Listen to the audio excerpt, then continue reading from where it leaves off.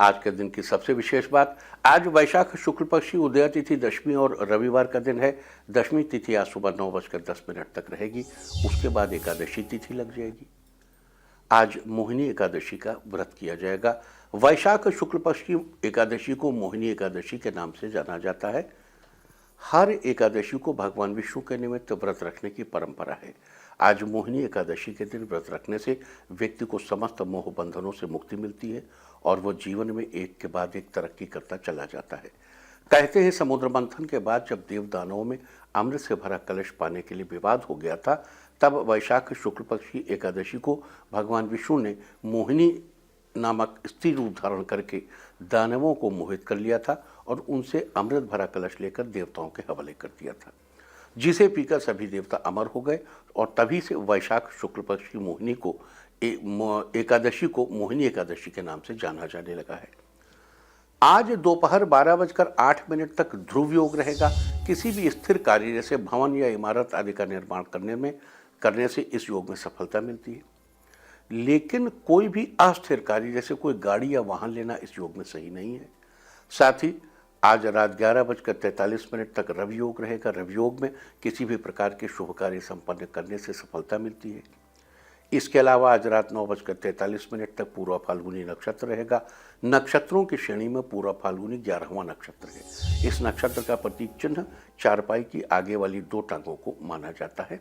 यानी तो इस नक्षत्र की राशि सिंह है, जबकि इसके स्वामी शुक्राचार्य हैं। साथ ही ढाक, जिसे पलाश भी कहते हैं, उसके साथ पूरा फाल्गुनी नक्षत्र का संबंध बताया गया है। आपको यहाँ बता दूं कि जिस भी नक्षत्र में किसी व्यक्ति का जन्म हुआ हो, उस नक्षत्र के पड़ने पर उससे संबंधित पेड़ पौधों या जड़ी बूटी का इस्तेमाल उस व्यक्ति को नहीं करना चाहिए, रादर उसे कभी इस्तेमाल नहीं करना चाहिए। अतः जिन लोगों का जन्म पूरा फाल्गुनी नक्षत्र में हुआ हो, उन लोगों को आज के दिन ढाक या पलाश के वृक्ष को किसी प्रकार की हानि नहीं पहुंचानी चाहिए और साथ ही उसकी लकड़ियों, फूलों या उससे बनी किसी अन्य चीज़ को यूज में नहीं लेना चाहिए। इसके बजाय पूर्व फाल्गुनी नक्षत्र में जन्मे लोगों को आज के दिन ढाक या पलाश के पेड़ को नमस्कार करना चाहिए और उसकी पूजा करनी चाहिए। आपको बता दूं कि पलाश के फूलों का इस्तेमाल रंग बनाने के लिए किया जाता है। और अब बात करेंगे आज के दिन ध्रुव योग, रवि योग और पूर्व फाल्गुनी नक्षत्र के संयोग में किए जाने वाले राशिवार उपायों की। तो सबसे पहले बात करेंगे मेष राशि की। मेष राशि वालों, अगर आप अपने रूप सौंदर्य से सबको प्रभावित कर देना चाहते हैं तो आज के दिन आपको अपने स्नान के पानी में इलायची डालकर नहाना चाहिए और स्नान के बाद साफ सुथरे कपड़े पहनकर अपने घर के मंदिर में कपूर का दीपक जलाना चाहिए। आज के दिन ऐसा, मान लीजिए घर में कपूर नहीं है तो कपूर का दीपक जलाने का भाव करिए। आज के दिन ऐसा करने से आप अपने रूप सौंदर्य से सबको प्रभावित करने में सफल रहेंगे। वृष राशि वालों, अगर आप आर्थिक रूप से मजबूत होना चाहते हैं तो आज के दिन आपको सुबह स्नान आदि के बाद माता लक्ष्मी की विधि पूर्वक पूजा करनी चाहिए और उनके सामने बैठकर इस मंत्र का 51 बार जाप करना चाहिए। मंत्र है ओम श्रीं ह्रीं श्रीं कमले कमलालये प्रसीद प्रसीद श्रीं ह्रीं श्रीं महालक्ष्म्यै नमः।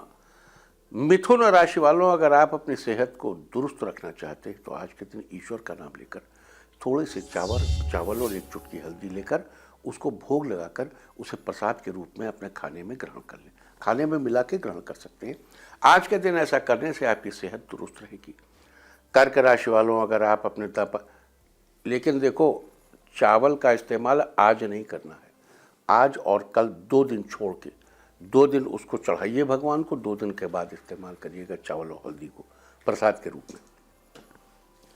कर्क राशि वालों, अगर आपके दाम्पत्य संबंधों में किसी तीसरे व्यक्ति की वजह से कुछ परेशानियां चल रही हैं तो आज के दिन पूर्व फाल्गुनी नक्षत्र के दौरान पलाश का फूल मंदिर में स्थापित करके उसकी विधि पूर्वक पूजा करने का भाव करें तो आपके दाम्पत्य संबंधों में चल रही परेशानियां दूर होंगी।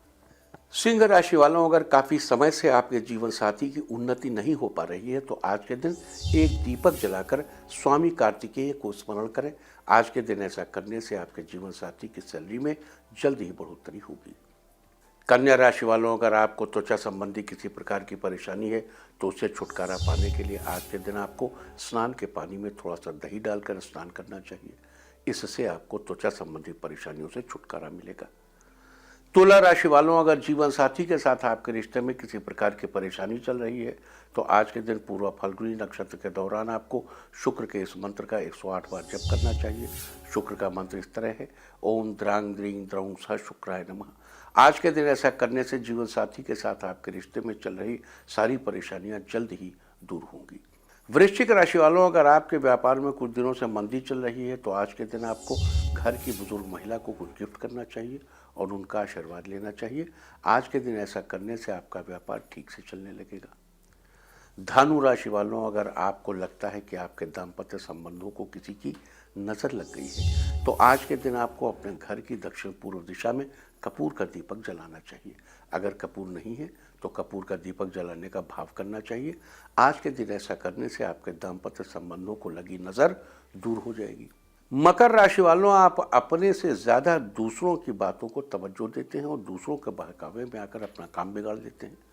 तो ऐसी स्थिति से बचने के लिए आज के दिन आटे को घी में भूनकर उसमें पिसी हुई शक्कर मिलाकर पंजीरी बना लें और फिर उसमें केले की फली काटकर प्रसाद तैयार कर लें। आप उस प्रसाद को घर के मंदिर में ही भगवान को लगाएं, भोग लगाएं। अब देखिए, अगर ये सब चीज़ें हैं, इट्स ओके, नहीं है ऐसा भाव करिए। 20 मिनट तक वहीं रखा रहने दें। 20 मिनट बाद उस प्रसाद को परिवार के सब सदस्यों में बांट दें। साथ ही थोड़ा सा प्रसाद स्वयं भी ग्रहण कर लें। आज के दिन ऐसा करने से आप दूसरों के बहकावे में आने से बचेंगे और अपना डिसीजन खुद लेने में सक्षम होंगे। कुंभ राशि वालों, आर्थिक स्थिति मजबूत करने के लिए आज दोपहर के पहले 20 मिनट का मौन रखकर कुबेर को याद करें। देवताओं के ट्रेजरर, कोषाध्यक्ष कुबेर जी महाराज, यक्षराज कुबेर। आज के दिन ऐसा करने से आपकी आर्थिक स्थिति मजबूत होगी। मीन राशि वालों, अगर आप संगीत के क्षेत्र से जुड़े हैं और उसमें अपनी सफलता सुनिश्चित करना चाहते हैं, किसी वाद्य यंत्र पर माता सरस्वती की फोटो रखकर उन्हें प्रणाम करें। आज के दिन ऐसा करने से संगीत के क्षेत्र में सफलता मिलेगी। तो ये थी सारी चर्चा आज ध्रुव योग, रवि योग और पूरा फाल्गुनी नक्षत्र की। आज हमने आपको बताया कि विभिन्न राशि वालों को आज के दिन क्या उपाय करने चाहिए। उम्मीद है कि इस चर्चा का लाभ आप जरूर उठाएंगे। और अब चर्चा यम, नियम, आसन, प्राणायाम, प्रत्याहार, धारणा, ध्यान और समाधि की। तो हमने आपसे चर्चा की थी कि लोग अलग अलग धारणा करते हैं। किस प्रकार की धारणा करते हैं, और हमने ये भी चर्चा की थी कि अलग अलग धर्म अलग अलग तरह की धारणाएं करते हैं। अलग अलग देश, काल और परिस्थिति में अलग अलग धर्मों का सृजन हुआ और प्रत्येक धर्म के पुरोधा ने उस धर्म को अपनी वृत्तियों के अनुरूप सृजित किया, गढ़ा। अब प्रश्न है कि इसे हम कैसे समझें। देखो, हम लोग अक्सर बहुत कथाएं सुनते हैं। हमने भी बचपन में संतों से बड़ी कथाएं सुनी। उन्हीं में से एक कथा आपको सुनाता हूं। इससे आपको ये अनुभव प्राप्त होगा कि धारणा का निर्माण कैसे होता है। प्राचीन काल में भारत में एक राजा हुए, उनका नाम था दशरथ। उनके 4 पुत्र थे, राम, लक्ष्मण, भरत और शत्रुघ्न। उनकी रानियां थीं। अपनी रानियों के साथ वो वशिष्ठ जी, क्या अक्सर वशिष्ठ जी कथाएं कहते थे, वो कथा सुना। हमने भी पुराने सन्यासियों के मुंह से, पुराने संतों के मुंह से कथा सुनी। रोज कथा सुनने जाते थे। तो एक दिन वशिष्ठ जी ने कथा सुनाई कि 2 सौतें थीं, कद्रू और वनिता। एक ही ऋषि की पत्नियां थी दोनों। कद्रू के पुत्र सर्प थे, वनिता के पुत्र गरुड़। एक बार कद्रू और वनिता में शर्त लग गई कि सूर्य के घोड़े की पूंछ काली है या सफेद। यह बात बढ़ गई थोड़ी। कद्रू सब कुछ जानते हो। कद्रू ने कहा कि काला है, वनिता ने कहा सफेद है। तो कद्रू ने शर्त रखी कि देखो, ऐसा है कि चलते हैं सूर्य के पास और देखते हैं क्या है मामला, लेकिन जो जीत गया, जो हारा, उसको जीतने वाले की होल लाइफ सेवा करनी पड़ेगी। वनिता से मान लिया। कद्रू के पुत्र सर्प थे, वनिता के गरुड़ जी। तो कद्रू ने अपने पुत्रों से कहा कि जाओ और सूर्य के घोड़े की पूंछ में लिपट जाओ ताकि उनका रंग काला दिखाई दे। तो दोनों जब वहां गए तो उन्होंने देखा पूंछ का रंग काला था। वनिता हार गई और वनिता को कद्रू की दास्ता स्वीकार करनी पड़ी। बाद में जब गरुड़ जी को ये बात पता चली तो बड़ा नाराज हुए, उन्होंने सर्पों को खा डाला, उनको बड़ा दंडित किया सर्पों को गरुड़ जी ने। अब वशिष्ठ जी कथा सुना के चली गई। सब ये कथा सुनते थे, मंथरा भी कथा सुनती थी। तो मंथरा ने कैकेयी को समझाया कि देखो कैकेयी, सौत सौत ही होती है,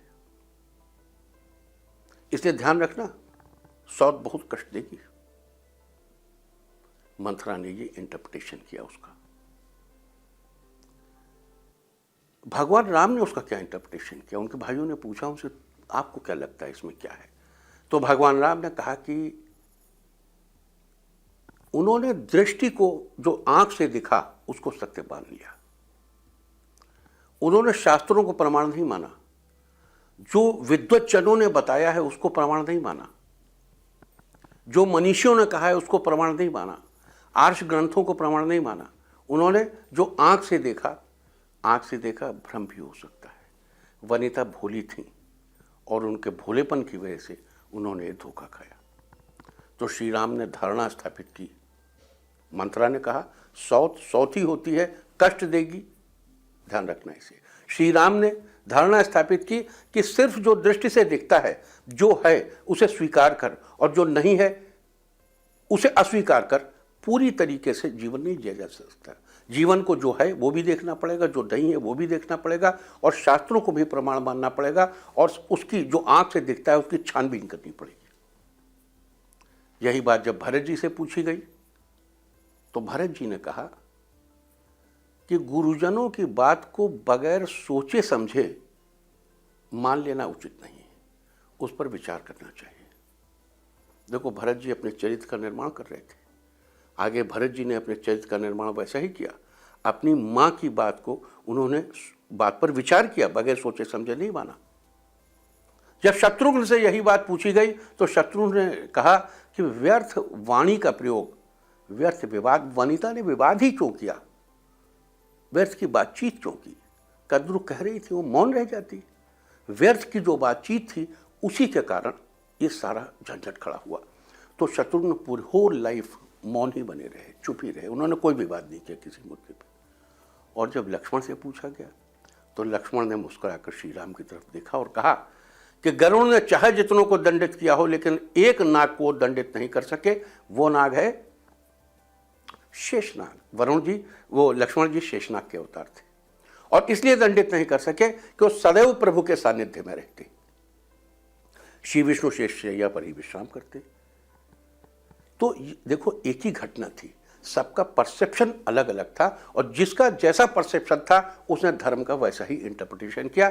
तो धर्म की धारणा कुछ ऐसी ही है। इस विषय में कल हम आगे चर्चा करेंगे।